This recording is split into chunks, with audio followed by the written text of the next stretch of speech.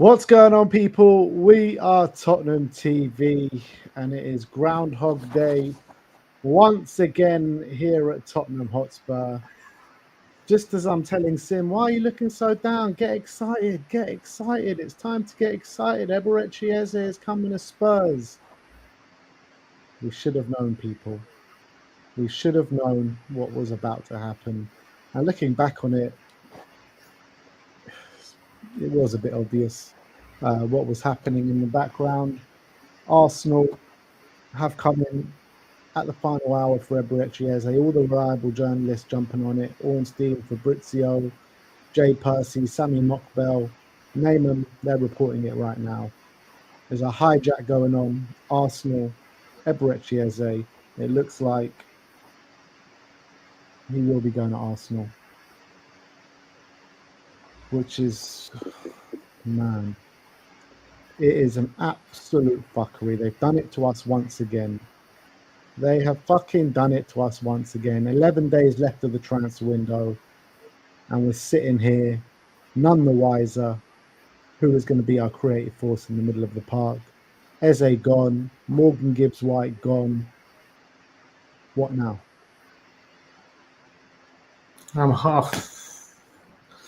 I am so done, man. I'm so done. We've had so long to get this deal over the line and complete it. Now, I understand it seems like Palace are playing hardball, but why does everyone else seem to be able to get deals over the line in a timely manner? Arsenal come in within a day and apparently are going to get this deal over the line. Why is it taking us so long? Why do we have to, every single deal has to be done to the big little, every minutia, every little, I understand you have to look through every little thing, but every time with Tottenham, things take so long. Things drag on constantly, and you're leaving yourself open to something like this. Havertz wasn't injured on Sunday. He played against Man United. We had a deal potentially wrapped up on Saturday for Eze. There was rumours he was going to be left out the squad. And now what's happened? We drag it on. We allow it to drag on. We don't get it over the line. We don't complete it. You know, we're hearing it's close. It's on the edge. It's on. You can almost touch it, but there's nothing signed on the dotted line. You know, you don't get it finalised. And now Havertz gets a long-term injury. And now Arsenal thinking, well, we need another attacker. Let's get Eze. We know he's an Arsenal fan, all these different things. And now we're sitting here hoping he doesn't pick Arsenal and hoping that he chooses Tottenham, which I don't think is going to be the case. I think we all know that he was a boyhood Arsenal fan. He's spoken many a time about his wish to join Arsenal as a young kid. And we risked this happening by always constantly twiddling our thumbs and not getting deals over the line quickly. And it's happened yet again. And we've completely screwed ourselves over. This is Tottenham to a T. Tottenham to a T. And the more it was rumbling on and the more I was hearing, oh, it's closed. And I was like, where's the progression? Where's the medical booked? Why isn't anything signed? Put it on paper. Okay, verbal agreement, great. What's the holdup? And maybe Arsenal did come in at the beginning of the week. Maybe that's what's been holding up. I don't know. But it's absolute heartbreak. Absolute heartbreak. Because I really was so desperate for it. I'm not going to hide it. I was so desperate for this deal to happen. When we heard about Eze and Savini, I was saying, you know, everyone's excited about both of them happening. I'm saying it's typical Tottenham for neither of them to happen. And we're sitting here on the cusp of neither of them happening and probably going for lesser targets yet again. And Tottenham, you know, settling yet again. It was a deal that was too good to be true. It was too good to be true. It was one that would have been too perfect. It made too much sense. A player with that much quality, that much excitement, it would have been incredible. It would have been a real difference maker, and we couldn't get it over the line. And now we're going to be gazumped, but not only just gazumped, but gazumped by our fiercest rivals who are going to hold this against us for a very long time. Hurts, man. It hurts. I don't know. We got Akalouche, maybe we can go in. Maybe Bilal, we can gazump Palace for him, but none of that, you know, excites me right now. Now, when you're one step away from signing a player like Eberechi Eze, someone that we've been dying to bring to the club for the last 2 years, you know, it does hurt. It does hurt. But at the end of the day, we've been here, we've done it, we got the T-shirt. We've been let down on so many transfers over the years, so many big names that are going to really move the needle for us. And this is just another name on that long list, you know, another one off the hit list of Mr. Levy. I don't even know what to say anymore. Like, seriously, I don't know what to say anymore. Like, you're looking at the window now. It's a 4 out of 10 window as it stands for me. Absolute 4 out of 10 window. Yeah, we've got Kudus and Palini, very good, but there are so many holes in this squad. Where is this creativity going to come from? Who are we going to get that can even be half the player that Eberechi Eze is in? It's an absolute joke, man. Daniel Levy has got blood on his hands once again. However, I reckon he could have got the deal done quickly if he wanted to. I know this week Parrish has been moving the goalpost, and this is probably evidence why he's been moving the goalpost. But we could have got this done last week before Havertz got injured. Why did we wait and wait and wait and wait? Like, this could have been done a long time ago. Tottenham Hotspur Same shit. always falling Same flat on shit their all face. over again. We bungled it. We bungled it. And I can't believe, I just, you know, all the news are Arsenal aren't going for him. Arsenal aren't going to bid more than 40 million for him. Arsenal aren't interested in him. They've been put off by him. All this rubbish. At the end of the day, circumstances change. If you don't get the deal done in soon enough, you know, Ornstein saying we're in a one-horse race for him a few days ago. Football moves quickly. It moves so quickly. I keep saying it. And if you don't get things done quickly, circumstances and situations change very, very quickly. And here we are. Havertz gets injured and bam, it changes the whole landscape of the transfer market. And I'm now sorry, yeah. This is how proper clubs act. I hate to say it about Arsenal. Havertz injured, bang, you go in and get a top player. Maddison get injured. How long ago did Maddison get injured now? How long ago was it? A month? Half a month? 3rd of August?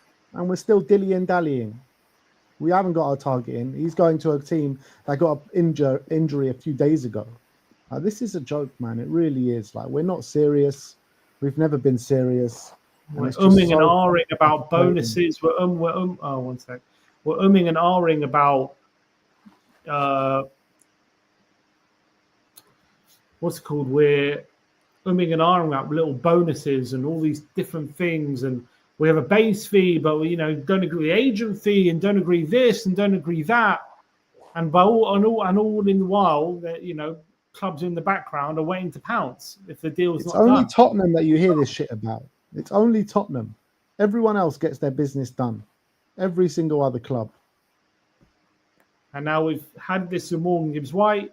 Now we've had with Eberechi Eze, 2 absolute game changers for Tottenham, 2 absolute massive signings that we just haven't been able to seal the deal and get over the line when it's been extremely close. We even got a here we go for Gibbs-White. That was seemingly all agreed, and we're sitting here without him. Eze, verbal agreement with Crystal Palace, agreement with Eze on personal terms, and we're sitting here without Eberechi Eze. How many times are these incompetent owners and negotiators, whoever they are, going to fail to get their targets when getting this far? Why does it always break down at this stage every time? Every time. What are they doing in there? What is holding up these deals? Why can't they get full agreement? Why can't they get a signature? Why is it always verbal agreement and waiting for this and waiting for that and more talks and more this? And let's negotiate the win bonus from 10 grand to 5 grand. Let's negotiate this. Let's negotiate the goal bonus from 100 grand to 50 grand. Let's try and get everything down as much as possible and wait and negotiate until the deal's done and until the deal's off and it gets hijacked. It is so frustrating, and I'm so angry. I'm so angry that this deal's been bungled. I was banking on this. I really thought that this was, something to get excited about. And I was getting so excited about the prospect of him coming here, and that's why I was getting so frustrated with all these updates. It was close, we weren't hearing anything substantial about any progression in the deal. We're only hearing the same thing. It's close again. It's close, and now we delayed, and now we've lost out. Yeah, and they should know so much better than this.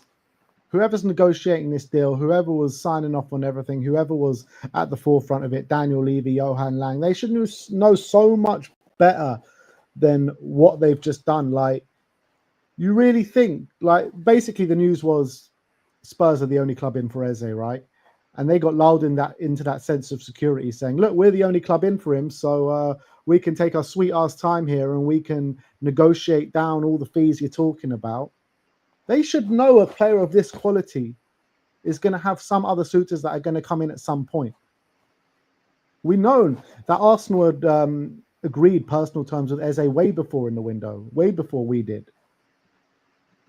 All we knew is that Arsenal were going to make a few sales. We knew that if Arsenal were to make a few sales, they were going to come in eventually. All it took was one injury and bam, it's over the line for them pretty much.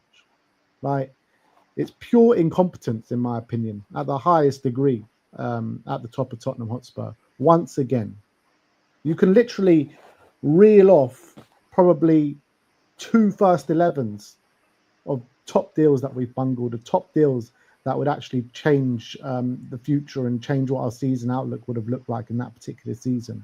It's absolutely mental how many. It's just the list goes on and on and on. This year as well, in this summer transfer window, when you're looking at Gibbs White, you're looking at Eze, these two players would have changed everything for us going forward. Maddison's out, Kulusevski's out. We need someone of that kind of required ability to come in. Gibbs White and Eze was that, but now who's next? Who's going to be of that ability? We're not going to get anyone close to Eze and Morgan Gibbs White ability now. And the worst thing is, we bloody negotiated on Arsenal's behalf. That's basically what we've done. We spent all this week getting a great price, and Arsenal just stolen in and gone, yeah, we'll bid that price. We'll bid what you negotiated with Tottenham. So we just de facto have been negotiating for Arsenal. And they're just going to steal in the price that we got because they didn't want to pay the release clause or whatever early in the window. They were quoted too high a price, so they backed away. We've now spent weeks negotiating, getting the price to 55 plus add-ons, really reasonable price. And Arsenal just swooped in and said, yeah, we'll bid that. So we've just basically been their intermediary. It's embarrassing, man. This is so embarrassing. We've had our pants pulled down right and proper. Once again. And this is literally one of the most embarrassing. When Marinakis pulled our pants down, Arsenal pulling our pants down now. This has been one of the most, it could have been one of the best windows of all time. We were saying if we get this one in, we get that one in, Savinho, Eze, Hincapié, 10 out of 10 window. Well, right now it's a 4 out of 10 window. Right now it's a 4 out of 10 window, and we're going to be struggling to create next season in this current season. Like, I can't believe it, man. I was so sure this deal was going to happen. I should have known a lot better. I should have known so much better than to believe the hype of Tottenham Hotspur. Like, how many times do I have to fall for this crap? How many times? Every time. And it's such a good signing for Arsenal. It gives them that extra quality they need, looking at what, how they were struggling against United, and it's going to be perfect for them, and it's going to leave us down in the dumps. Look, not to say there aren't number 10s out there. I mean, but they're not. They're not of this level. Not of Eze's quality, but there are players. We'll go for Akalush now. They'll probably go for Akalush. If you've got anything about them, you go hard and try and get Rodgers. Big for Rodgers. That's what I would do. Put 80 million down.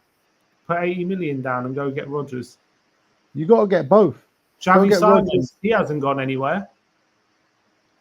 Oh, yeah. Romano says he's on the brink of Chelsea, doesn't he? Yeah, brink. We've heard on the brink enough times, and he's not done. You got to know the food chain, mate. We ain't hijacking Chelsea. I guarantee you that. It's not done yet. I haven't heard about that deal in a few days. It's not done yet.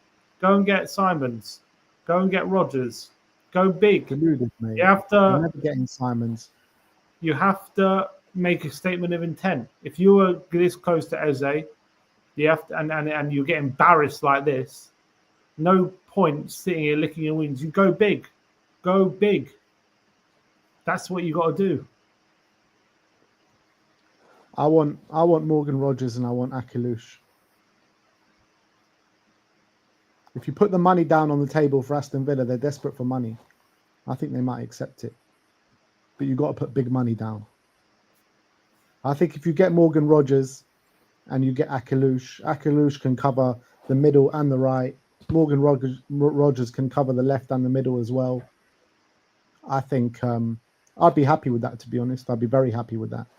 I think Rogers, yeah, you're probably talking upwards of 80 million. Go get it done. Go get it done.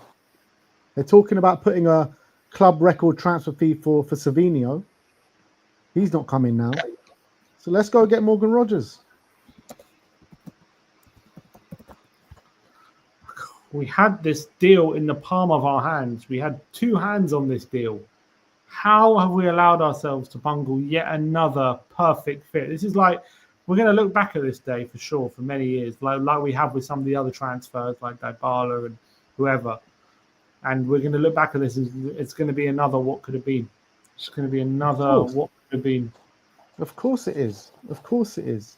Like many other proper deals. sliding doors Every moment. single time we look back. We look back. We could have got this one. We could have got that one. If you like put all those players together, what a bloody squad you got there. Unbelievable talent, unbelievable players. But like we always say, like you said before, when you think things are too good to be true for Tottenham, they usually are. Absolutely we don't right. bring in this caliber of player.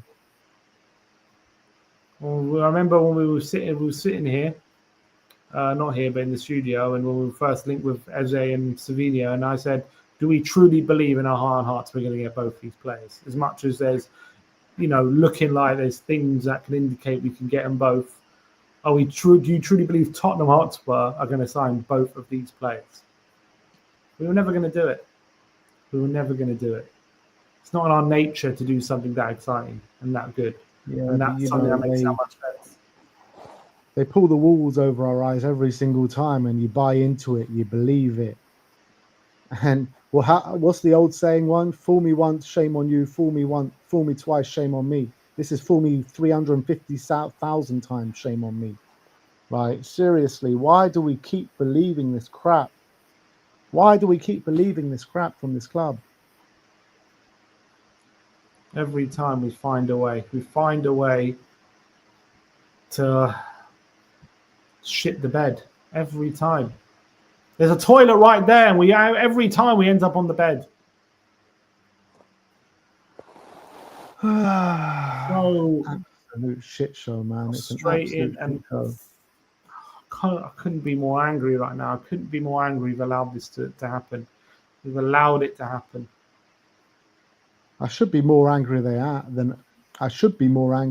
than I am. I've been way angrier at Spurs before in the past. I think I'm just getting numb to the pain of losing players, just because we've been here so many times. It ain't like anything new. Like, we've been here like over and over and over again. This club is going to be the death of me. It's going to be the bloody death of me, I swear.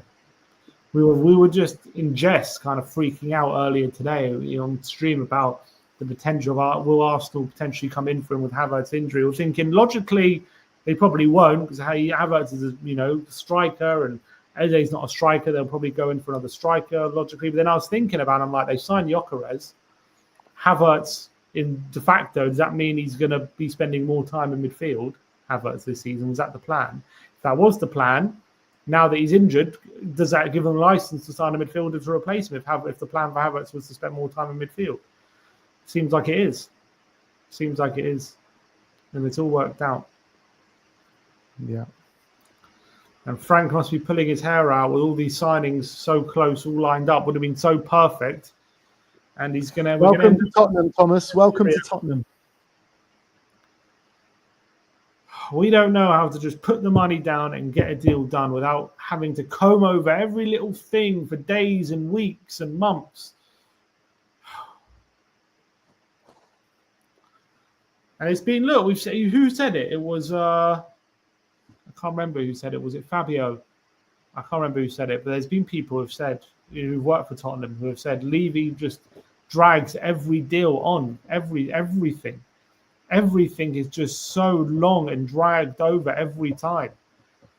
And all this stuff about him he said in his interview with Neville, he doesn't make any footballing decisions, all this kind of stuff. It doesn't matter when you're making the final decision, and it's all down to you to give that stamp of approval, and you're dragging everything. It's affecting us every time. He needs to step away from. I don't care that he's a tough negotiator and he gets good prices and all this kind of stuff. I don't care when you're bungling things that are going to push us forward every time. Every time it seems as though we're on the precipice of something that would really take us to another level, and you bungle it every time because of your ego, and you have to win every negotiation, and you have to drag everything on because everything has to be a long, drawn-out process. And so all this stuff about him stepping away from football, the footballing matter, he's only doing negotiations. Well, clearly that's not good enough. Clearly that is not good enough. He needs to step away. Don't touch any deal. We need someone else at the helm, because I'm sick of it. I'm sick of it. I'm sick of Daniel Levy and negotiating our transfers. And I understand there'll be other clubs looking at Levy and thinking, you know, he gets a great price for your team, and I wouldn't mind him in your corner. But this happens every time. It happens way too often. And yes, he'll get a good price like Kudus for sometimes. But more often than not, when these deals that have to be done, when these deals are the deals that are going to take us to the next level and are super important, for some reason then he chooses to completely waste time, and then he chooses to drag the deal on and risk missing out. For some reason, when it gets to when it's Archie Gray, he'll put the money down, no problem, 40 million. But when it's these deals, all of a sudden, it's close, it's dragging on. He's got to go back to Paris. He's got to negotiate even more. Best negotiator in football, I'm led to believe. Best negotiator in football, Step away. He's got to step away for the good of the club. Look, that is the heartbreaking news today, guys. People, Eberechi Eze is going to Arsenal. It looks as though it's nothing confirmed that he's actually going, but it looks that way at this moment in time. Spurs have been left with egg on their face once again. I've been left. It would be generational if he turned down Arsenal at this point. Don't even dream, Sim. Don't even dream. It's not happening. Wow, it's just fucking unbelievable, man. I don't even know what to say anymore. That's the news. I'm getting to a couple of super chats that we've got here. Says this deal is moving very quickly. Expect Eze to be an Arsenal player. Agreement in principle already in place. Fuck off. Fuck this shit. Fuck off.